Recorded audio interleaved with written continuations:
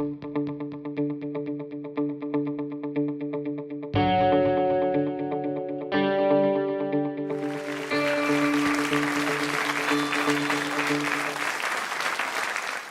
you. What I'd like to talk to you today about is faith. Faith means different things to different people, and I'm going to talk to you a little bit about what faith means to me and what faith meant to some of the people I've investigated over the years.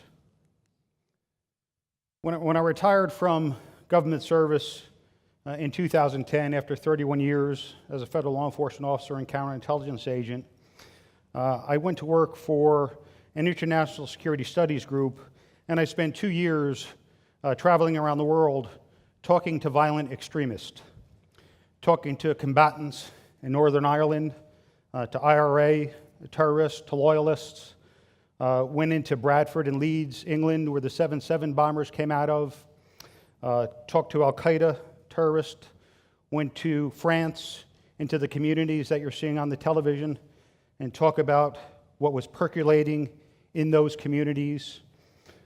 Went down to Jakarta, in Indonesia, Malaysia, went into the jails. I've talked to terrorist financiers, terrorist recruiters, terrorist bombers, people who've killed hundreds of people, hundreds of innocent people.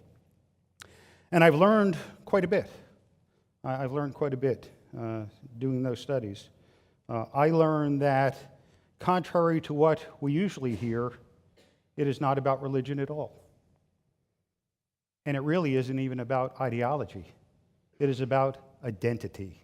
And when I talked to these people, what I found was that they had suspended critical thinking and they had put faith in an individual. They had put faith in a person. The very word Al-Qaeda pledges bayat. Bayat dates back to the Prophet Muhammad, where someone would touch the Prophet. Bayat means sell, to sell. They would sell themselves to the Prophet, and that carried on. Al-Qaeda terrorists pledged bayat to Osama bin Laden. Jamaat Islamiyah terrorists pledged bayat to Hambali. They put their faith in people. They put their trust in people. Those people oftentimes misguided them. We do things a little differently in the United States. When we change leadership, we don't put our faith in the leader. We don't pledge bayat to a leader. We don't pledge loyalty to our leader. Our leader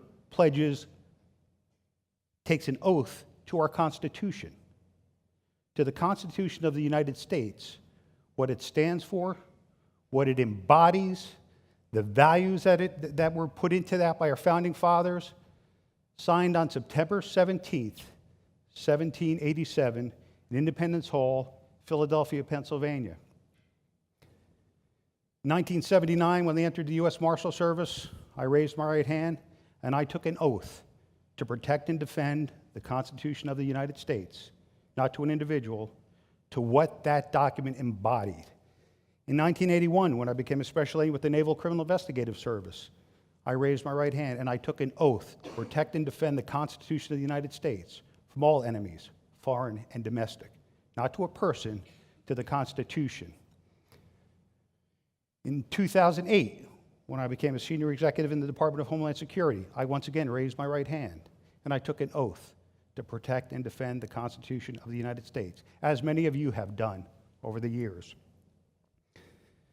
Over the years, my faith has been tested. On October 12, 2000, I was the Chief of Counterintelligence for NCIS, Europe, Middle East, and Africa Division. My job was to protect the fleet, the 5th and 6th Fleet specifically. I was a senior counterintelligence person within the Department of Navy to do so. On October 12th, the USS Cole was attacked in Aden, Yemen, and we lost 17 heroes that day, 17 sailors that died on my watch. I prayed that day. I prayed for the victims. I prayed for myself. I prayed that I would have the wisdom to help get that ship out of Yemen, and that I would enact procedures to track down those terrorists that killed our sailors. We were on that trail on September 11th, and I stood in a hotel room in London, England. I was en route to the NATO Defense Ministers Conference to give a briefing to the NATO defense ministers about the dangers of terrorism, how easily a terrorist cell can set up and attack us. And while I was looking outward, we were attacked in our country. We lost 3,000 people that day. 3,000 lives senselessly lost because people had lost faith. I prayed again that day. I prayed for those victims, and I prayed for myself. I prayed that I would have the stamina. I knew it would be a long war, and I pledged to myself that I would not rest until we tracked those people down.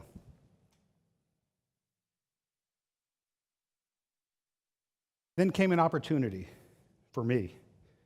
On September 14th, President George Bush declared a state of national emergency after the September 11 attacks. We were a nation in crisis. The world was in crisis, just as we are right now after the attacks in Paris, France.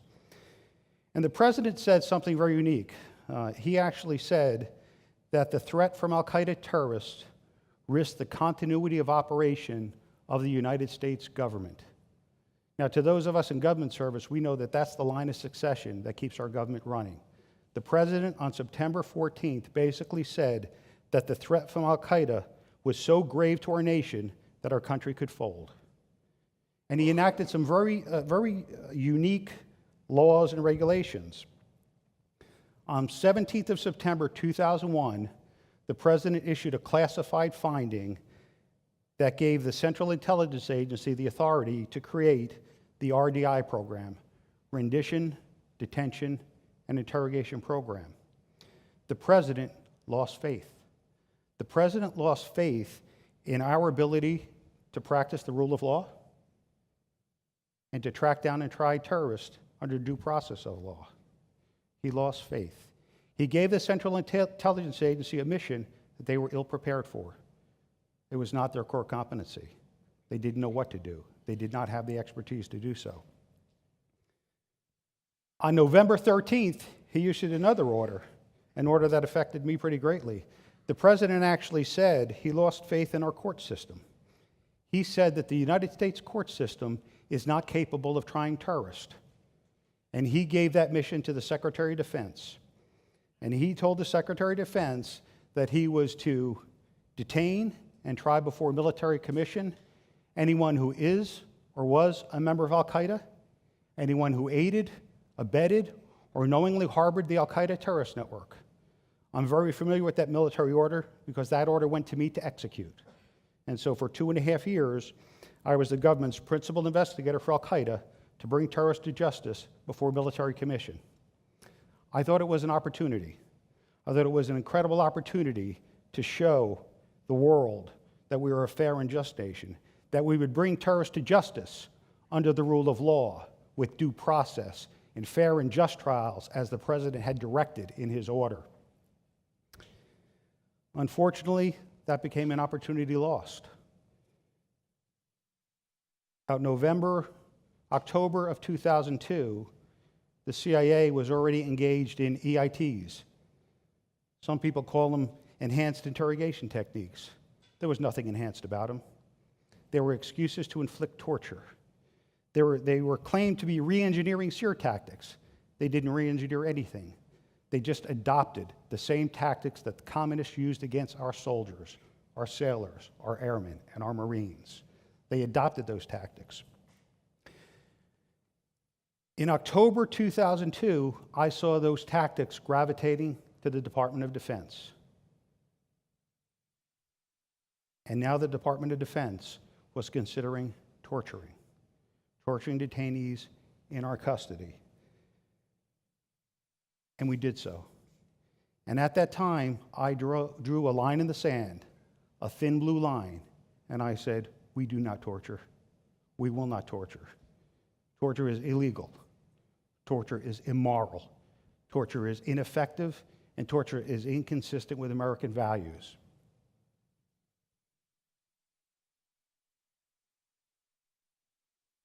I lost that battle. And within the Department of Defense, we tortured. We tortured detainees in our custody. Now, I have no problem killing terrorists. I have no problem seeing terrorists killed on the battlefield. not in the interrogation room. We tortured some people, and we did so brutally. We tortured some people who were guilty, and we tortured some people who were innocent. We took false information obtained by torture and used it to help go to war. We took information from Ibn Sheikh al-Libi, an emir of the Khaldan training camp of al-Qaeda, someone I was very familiar with, who said there was al-Qaeda in Iraq. At the time, there was none. There is now. Ibn Sheikh al-Libi said there was al-Qaeda in Iraq to stop the pain. President Bush used that to tell you, the American public, there was al-Qaeda in Iraq. Colin Powell went before the United Nations and said there is al-Qaeda in Iraq based on fabricated information, the product of torture. Torture is not just ineffective, it's counterproductive. It provides tainted and useless information that drives nations to war.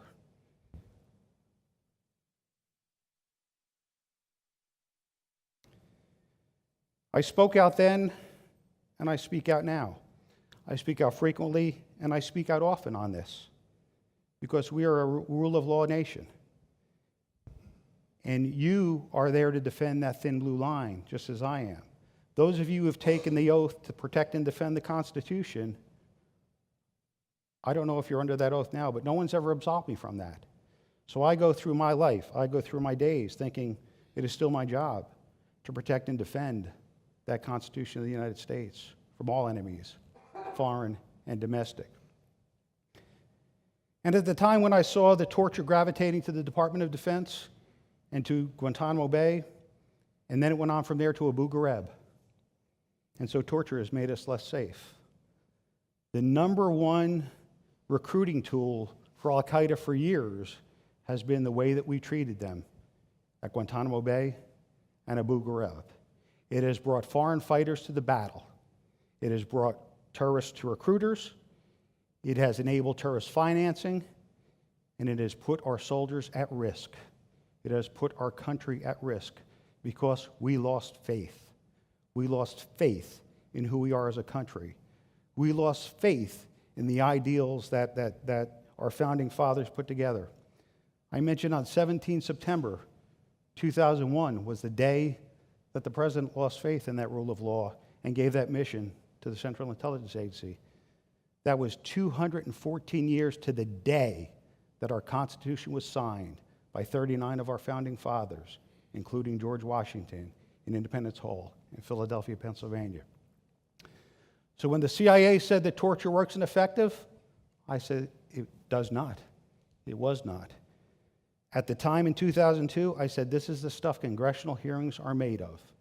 And we've had Senate Armed Service Committee hearings, Senate Select Committee on Intelligence hearings, and Senate Judiciary Committee hearings on this. All have verified that torture is ineffective, that it is unreliable, that it produces false and fabricated information. And when the CIA said it didn't, I went on television and I said, they're lying. And when Dick Cheney went on television, I wrote an op-ed in Political Magazine, which was titled, Dick Cheney is Lying About Torture. Because I have faith. I have faith in the truth. I have faith in what happened. I was there. I wasn't an observer. I was in the arena, fighting this battle daily in the Pentagon, Guantanamo Bay. I've been to the places you've been. I've been to Afghanistan. I've been to Iraq. I've been to Yemen. I've been to Pakistan. I've tracked terrorists around the globe, lawfully, under the rule of law, behind that blue line to bring them to justice.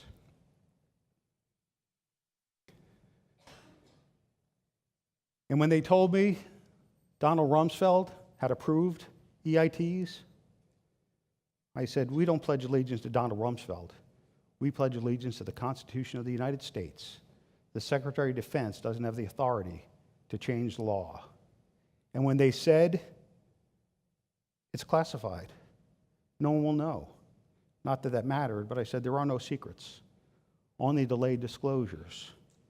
And I've met with John McCain on this, and I met with Dianne Feinstein on this, and I've been up on the Hill talking to senators and congressmen and leaders of our nation about this, because we can't go down this road again. we can never go down this road again.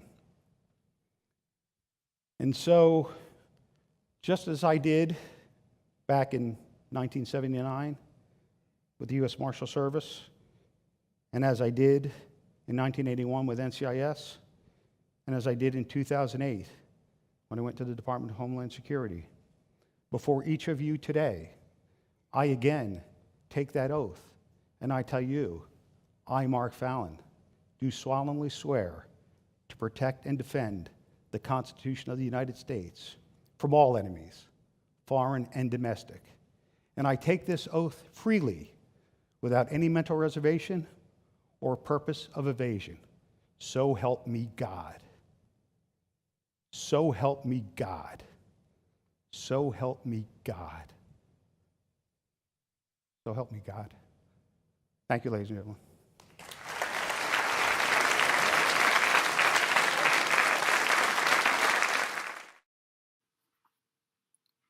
Hi, this is Roy Bethke from the Virtus Group and co-founder of WINx. I want to thank you for taking the time to watch this video, and I'm hopeful that you found it valuable. Our goal with WINx is to encourage each of us in the profession to think, train, prepare, behave, lead, and live differently. For that to happen, we need your help. If you found the video helpful in any way, please take a moment to share it. You can do that on social media, especially Facebook and Twitter, on the internet, or within your network of like-minded people. Also, we have similar videos available from all of our events. You'll find them posted on the Virtus Group YouTube page. We think the videos are a great tool for learning, but feedback has told us that there is nothing better than being at a WINx event in person. 9 presenters, 18 minutes each, designed to inspire and engage the audience. To get more information about our next WINx event, including location, cost, and registration, please visit www.experiencewinx.com. You can also find us on Facebook at facebook.com/experiencewinx or on Twitter at AskWinx. Until next time, be safe and remember life's most powerful question: what's important now? Thank you.